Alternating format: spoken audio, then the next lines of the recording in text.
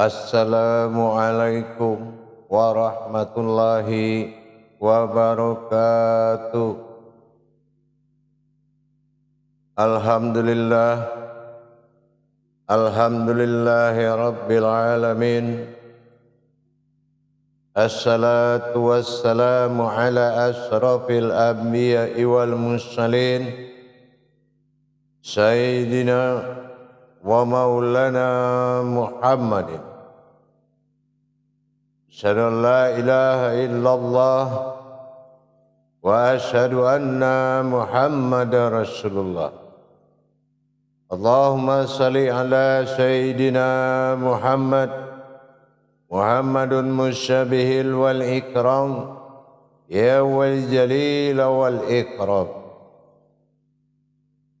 Subhanal malikul quddus, subhanatil izzati wa azzamati wa haibat, wal qudrat wal sultan wal kamal wal jamal wal kibriyai wal ijabarut, wa la ya'futu wa la ya'budu abda.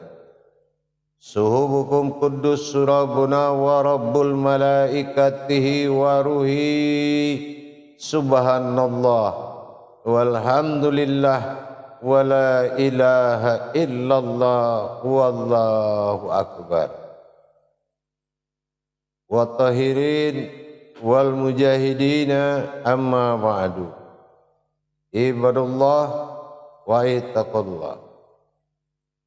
Bersyukur kita kepada Allah dengan mengucapkan alhamdulillahi rabbil alamin atas segala karunia, limpahan rahmah dan hidayahnya, serta dengan izinnya juga kita dapat menjalankan amanahnya, beramal dan beribadah zahir batin dunia dan akhirat.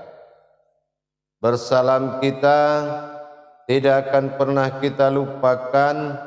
Marilah sama-sama kita panjatkan kepada junjungan kita Nabi Allah, Nabiul Akhirul Zaman, Rasulullah Muhammad sallallahu alaihi wasallam.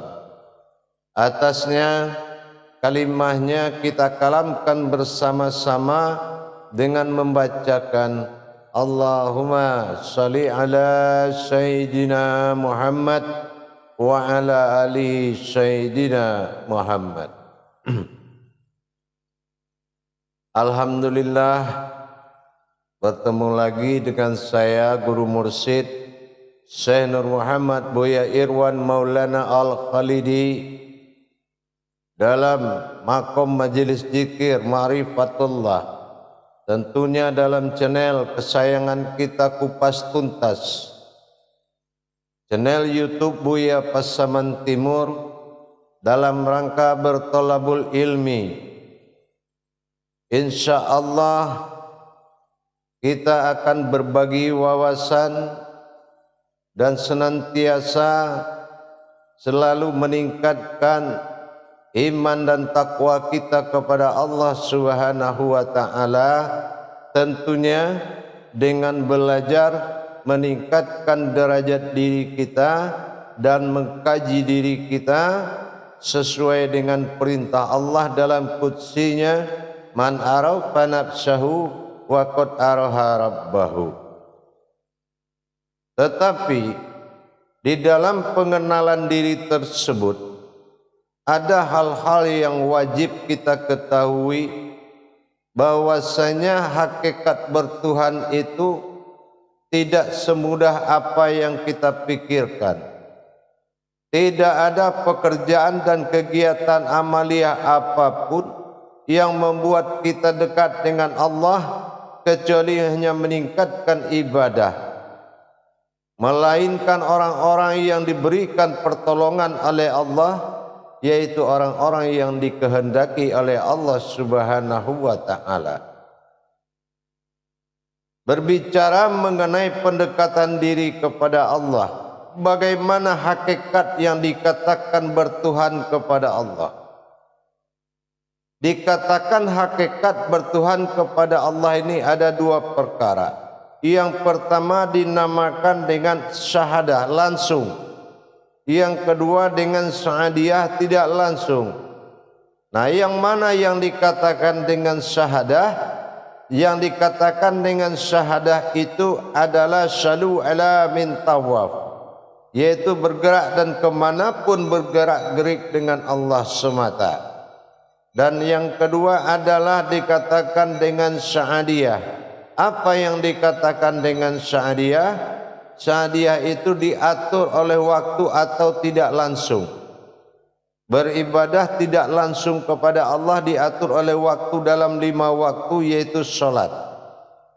Nah, hal ini pernah kita kaji. Tetapi yang lebih penting dari itu bagaimana? Yaitu yang lebih penting dari itu adalah la maujudun illallah, yang selalu tidak ada lagi yang maujud di dirinya melainkan kodrat Allah semata. Nah, kalau kesadaran kodrat Allah semata ini semakin bagus, kodrat Allah, kodrat aku, kodrat Allah sendirinya, sampai pada 7 sifat dihimpun dalam tajalli al-haqqullah, menjadi diri halus yang tidak zat dan nur, maka ini yang dikatakan mendekatkan diri kepada Allah. Artinya diri itu terhimpun lama-lama kembali kepada Allah. Dalam hal ini kita akan berbagi wawasan tentang bagaimana hakikat bertuhan dalam kalimat inna lillahi.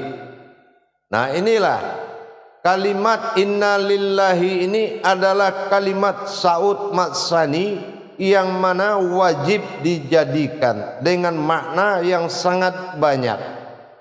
Jadi inna lillahi ini tidak hanya dilihat dari orang yang telah hajal sama atau orang yang telah meninggalkan dunia ini, tetapi dikatakan inna lillahi memiliki arti yang banyak, tergantung kedudukannya.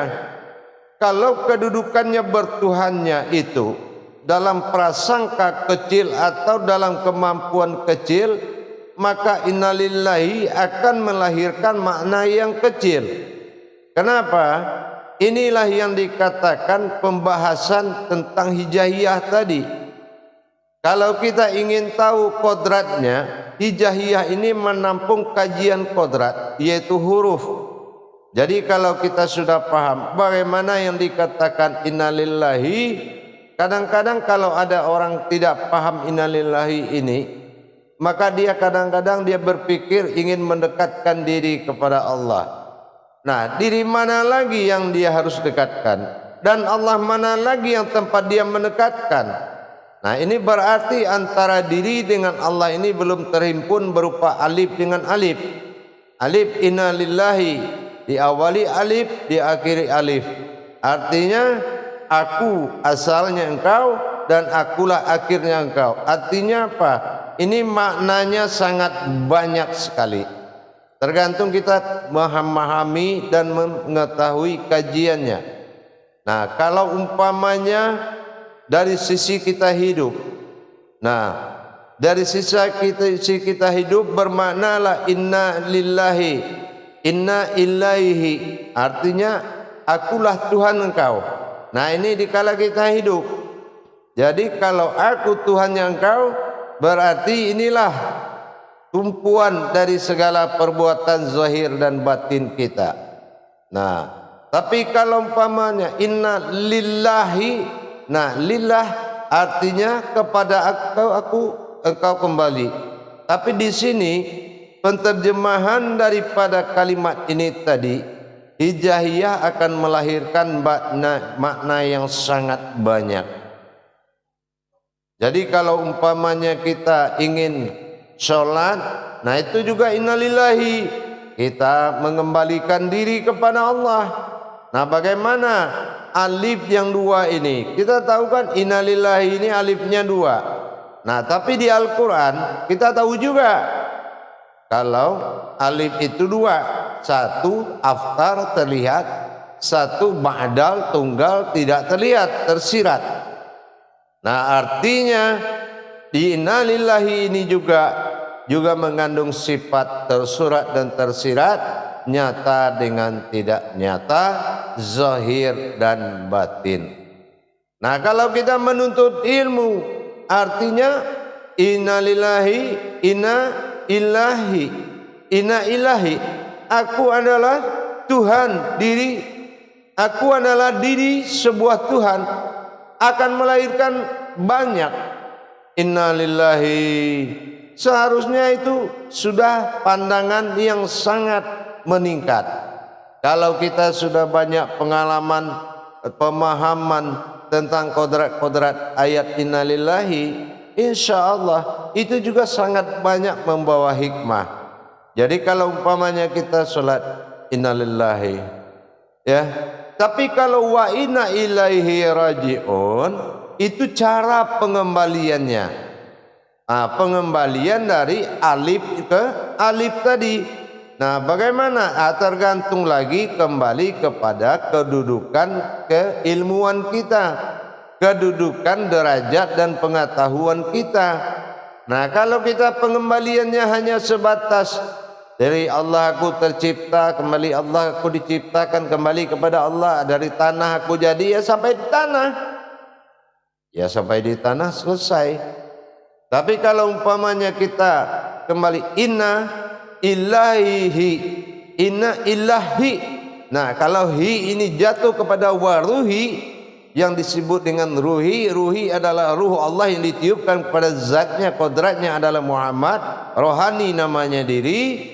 Nah, ini kembalilah sir, diri yang tersirat, dari diri yang tersurat kembali lebur menjadi yang tersirat. Nah, ini kembali. Jadi kalau ini dijadikan suatu ilmu yang barokah, maka kita lihat mana alif aftar pada diri kita yang nyata, alif ba'dal tunggal yang tidak nyata.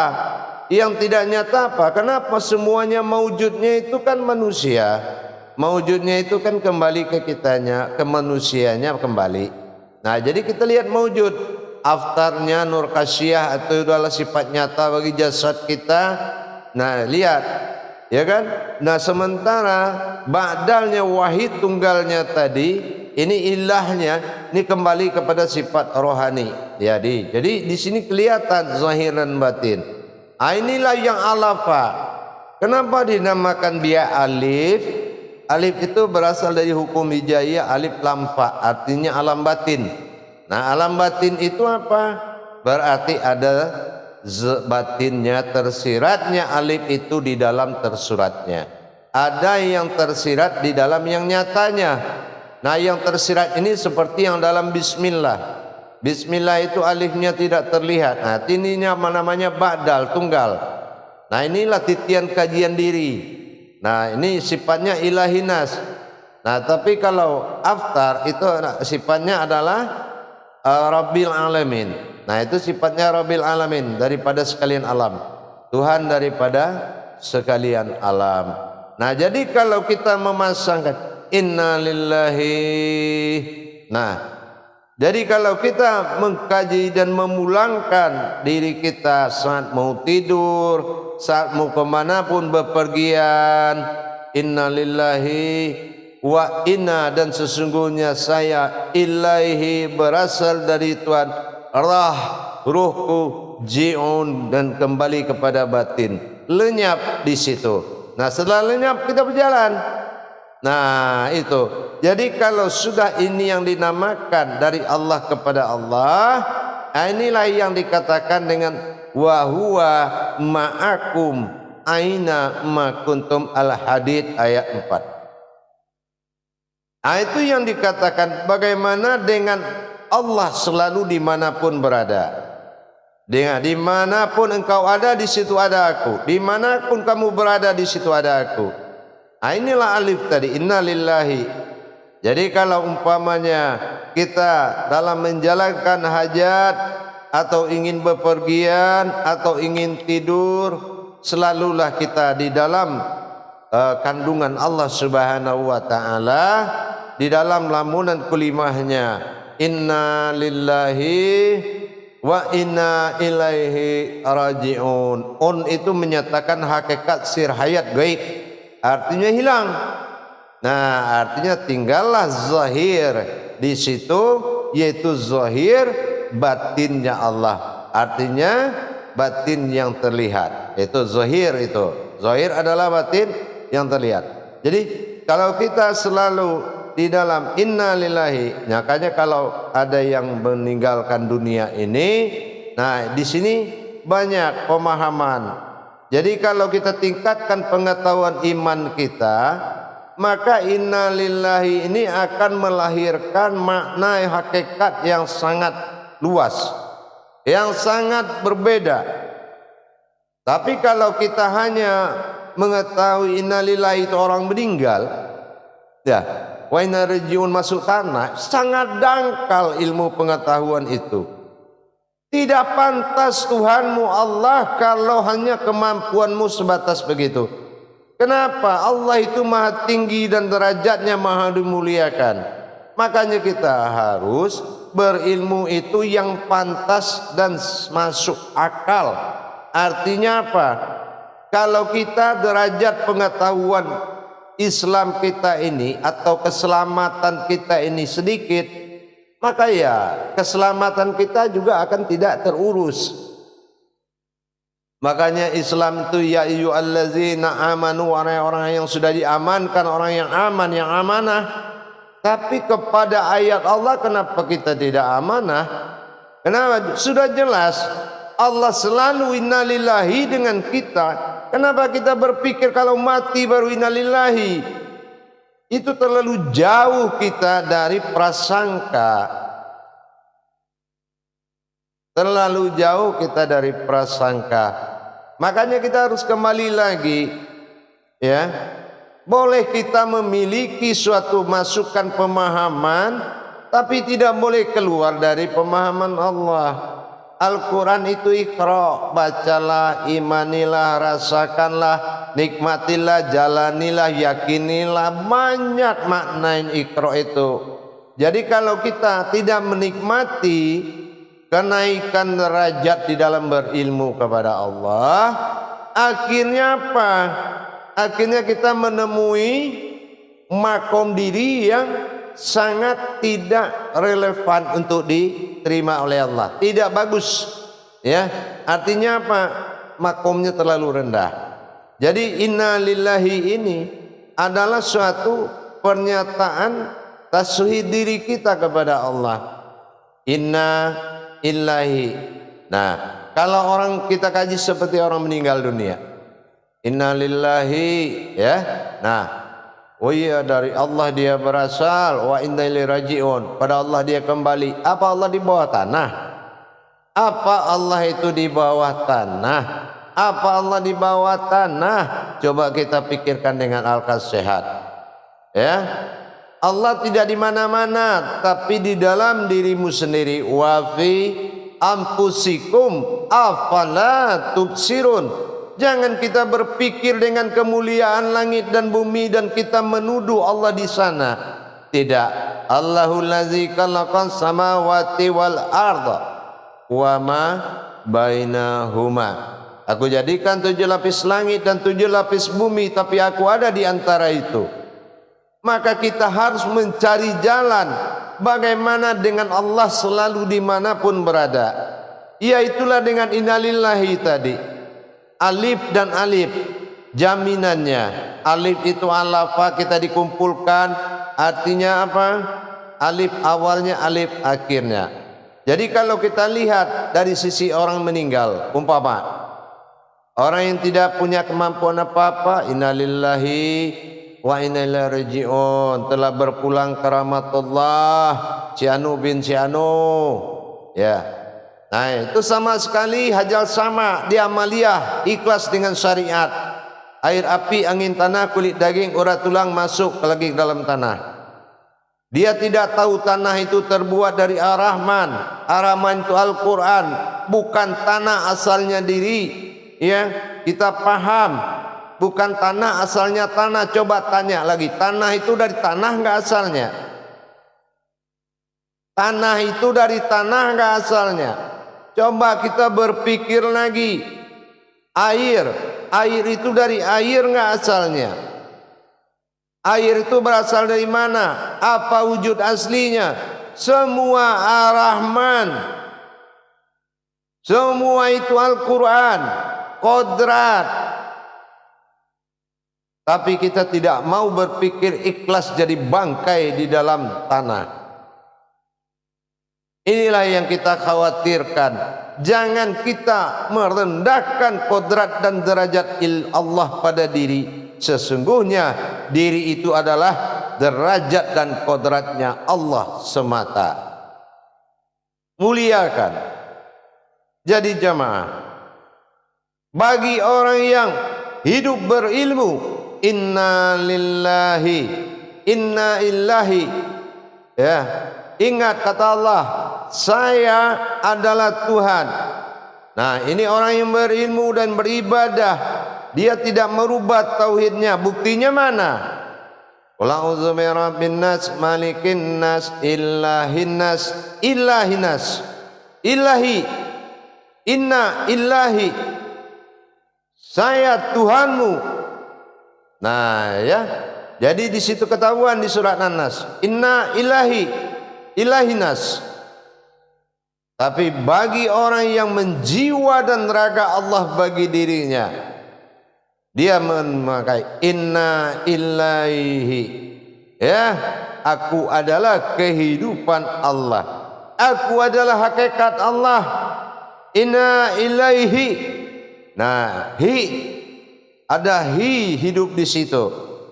Nah, tapi kalau dia meninggal, orang yang selalu dalam kodrat Allah, bunyinya bukan berpulang ke rahmatullah maknanya, tapi inna lillahi, Allah Tuhan asal dirimu, maka kembalilah kamu kepada Tuhan dan menjadi Tuhan. Itu bagi orang yang selalu menjadi zahir dan batinnya Allah dalam dunia dan akhirat ini. Jamaah yang dirahmati Allah, keindahan sangat luar biasa di dalam berilmu kepada Allah.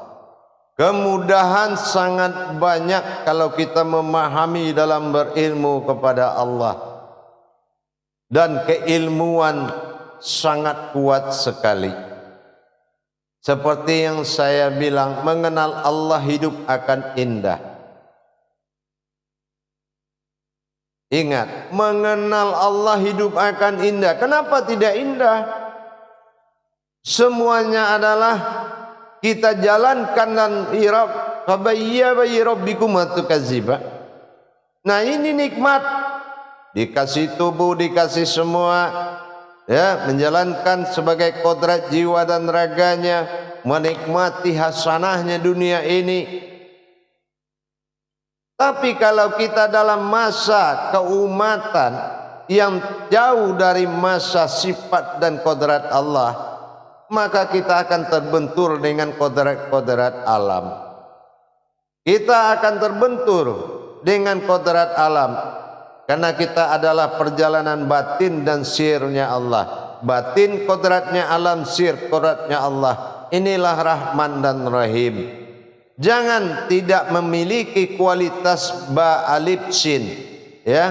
Jangan tidak memunculkan kodrat wujudnya Allah di dalam menjalankan sir dan batinnya Allah di dunia ini, yaitu rahmat dunia, rahmatnya alam, nikmatnya dunia. Jadi kalau kita tidak menjalankan rahmat dan nikmat ini, kalau kita tidak mendapatkan hakikat diri kita kepada Allah, semuanya selalu dalam benturan.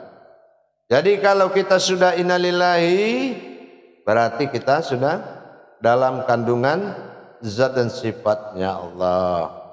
Jadi kita tingkatkan jemaah, para hadirin, pemirsa dimanapun berada, mencari kehidupan Allah.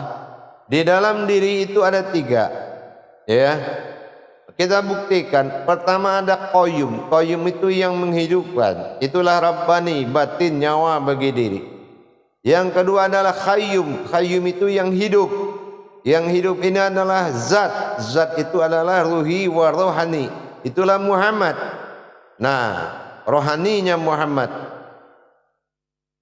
Nah, yang ketiga adalah hayat. Hayat itu hidup. Hidup itu nuraninya Allah. Inilah diri kita, jasad, alam. Inilah kehidupan. Jadi hayat, hayyum, qayyum. Hayat, hayyum, qayyum. Inilah bagaimana tidak innalillahi. Nah, dilihat ke dalamnya. Ya kan? Di sini ada Rabbani, rohani, nurani. Dilihat di dalamnya lagi, ada batin, ada sir, ada wujud. Semuanya itu adalah sirnya Allah. Mewujudnya adalah rahasia Allah, dinamakan batin atau persembunyian. Inilah aftar. Jadi kalau kita sudah mendapatkan hakikat seperti itu, berarti kita tinggal menyadari dengan kesadaran yang paling tinggi. Hadirin jamaah dimanapun berada, jangan persulit pemahamanmu. Kenapa? Karena kamu belum mendapatkan hakikat yang sebenarnya. Kalau kita sudah ingin belajar hakikat, berbanyaklah berdoa agar Allah berikan petunjuk kepada kita. Cari pemimpin diri kita, cari ahli diri kita. Tidak ada kehidupan yang halal tanpa ahli diri. Nah, coba kalau sudah seperti itu innalillahinya, berarti kita berpikir nih jamaah, ya Allah, inilah tantangan yang depan. Alif asal diriku, aku akan kembali menjadi alif. Artinya apa? Tuhan asal diriku akan kembali kepada Tuhan. Bagaimana kembalikan alif kepada alif, tidak ada bersekutu sedikit pun. Bagaimana caranya kita mengembalikan? Sudahkah kita paham? Lihat ke belakang keluarga kita, lihat anak, lihat istri, ya, atau istri lihat anak-anak kita. Kita aja tidak bersama Allah, bagaimana mereka bisa kembali kepada Allah? Kita ini tidak bertuhan kepada Allah, bagaimana mereka bisa beragama? Kita ini tidak kenal Allah, bagaimana dia bisa berilmu? Nah, kita harus mencerminkan diri kita kembali, dan kita harus benar-benar meningkatkan kemampuan bertuhan kita. Begitu besar di depan kita dia keadaan yang harus kita hadapi. Harusnya kita sudah gelisah. Harusnya kita gelisah. Bagaimana kembali menjadi wujud dia lagi?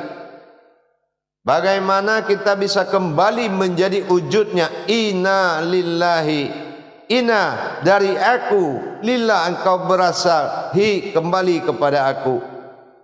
Nah, coba bayangkan, aku asal dirimu kembali menjadi aku. Itu suatu tantangan, butuh penyerahan kaji kodrat yang baik lagi, dan ini kembali menjadi wujud yang wahuwa ma'akum aina ma kuntum.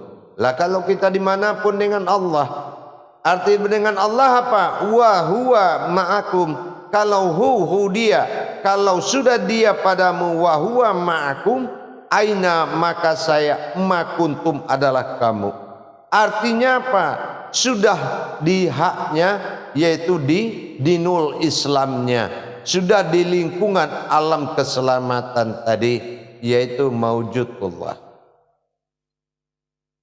Dalam mendirikan hakikat ketuhanan dalam diri tadi, inilah yang menjadi cambuk hati kita, cambuk kerohanian kita.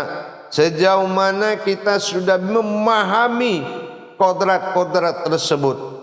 Tantangannya alif kepada alif. Pikir kita sendiri, apakah kita sudah memiliki kemampuan di situ? Ibarat telunjuk kembali kepada telunjuk. Apakah ini sudah bisa dinyatakan tidak bersekutu? Yang hanya ada bedanya kanan sama kiri, umat dan Tuhan.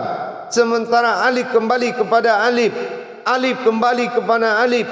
Nih, bagaimana coba? Tantangan di depan tidak dituntaskan dari sekarang. Salat pun tidak bisa, karena innalillahi itu adalah semasa hidup. dan pengembaliannya waktu itu adalah wa inna ilaihi raji'un, dan saya kembali menjadi batin sir, hakikat hayat. Jadi bagaimana kalau dia sudah kembali dari masa nyatanya menjadi sir kembali, kembali. Ini tugas kita, dan ini harus bisa dibuktikan 5 kali dalam sewaktu sholat paling sedikit, dan 24 jam rutin harus. Wa huwa ma'akum aina ma kuntum. Dimanapun kita berada, di situ Allah itu ada. Artinya aftar ba'dal selalu berdampingan dalam zahir dan batin diri. Jadi kalau innalillahi bukan nunggu kita meninggal dulu, tetapi innalillahi berdampinganlah kita dalam zahir dan batin Allah. Bukan keinsanan menjadi zahir dan batin, tetapi zahir batin itu berinsan di muka bumi ini. InsyaAllah mudah-mudahan dengan peningkatan iman ini kita bisa meningkatkan taraf ibadah kita kepada Allah. Jadi jangan kita masuk ke pemahaman-pemahaman lain, tapi masuklah dalam pemahaman tauhid ilahiyah diri kita. Sudahkah diri kita bertauhid kepada Allah? Kalau belum, belajarlah. Jadi inilah yang dikatakan wa huwa ma'akum, dimanapun kamu berada, di situ Allah itu ada. Jadi jangan menghindarkan sesuatu yang wajib, yaitu wajibul wujud tadi. Bagaimana wajibnya Allah itu ada dalam diri, sehingga insan bisa menikmati kodratnya Allah dalam masa hayat dunia dan akhirat. InsyaAllah itulah jemaah. Jadi jangan kita pikirkan nanti innalillahi ini ajal kita datang, jangan. Innalillahi itu 24 jam. Ingat, sholat juga innalillahi. Kalau tidak bisa kembali kepada Allah, memang menyembah siapa? Nah ini, jadi pikirkan baik-baik. Masuk ke dalam tanah, memang ada. Tanah ini berasal dari sesuatu. Ingat, tanah ini milikinya asal lagi.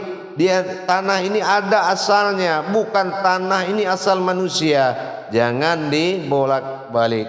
Jadi jangan salah jalan. InsyaAllah dengan kita mentaati jalan tauhid ini, mudah-mudahan Allah memberikan berkah kehidupan dunia dan akhirat kita, zahir dan batin kita. InsyaAllah mudah-mudahan bisa bermanfaat buat kita semuanya. Bagi jemaah yang ingin memperdalam pemahaman ilmu pengetahuan, silakan mencari nomor telepon yang ada di YouTube ini. Silakan menghubungi dan masuk pada pemahaman belajar dalam menerima tuntunan dan bimbingan guru mursyid, insyaallah. Mudah-mudahan kita sama-sama, tidak ada yang hebat, tidak ada yang pintar, semuanya dalam tanggungan Allah. Tidak ada yang jago dan tidak ada yang lebih, semuanya sama. InsyaAllah mudah-mudahan mari kita berjuang selalu untuk mendekatkan diri kita dalam kenyataan Allah, bukan dalam segala cara, dalam kenyataan Allah. Yang mana dirimulah kenyataan Allah itu yang sesungguhnya. InsyaAllah. Akhirul kalam wa billahi taufiq wal hidayah. Wassalamualaikum warahmatullahi wabarakatuh.